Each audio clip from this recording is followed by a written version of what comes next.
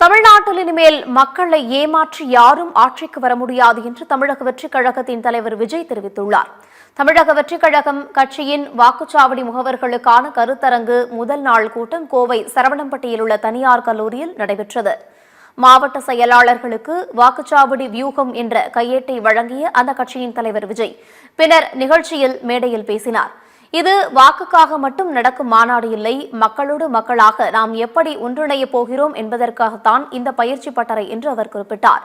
இனிமேல் மக்களை ஏமாற்றி யாரும் ஆட்சிக்கு வர முடியாது, நாம் எப்படிப்பட்ட ஆட்சி அமைப்போம் என்பதை மக்களிடம் சொல்லுங்கள் என்று தொண்டர்களுக்கு அறிவுறுத்தினார்.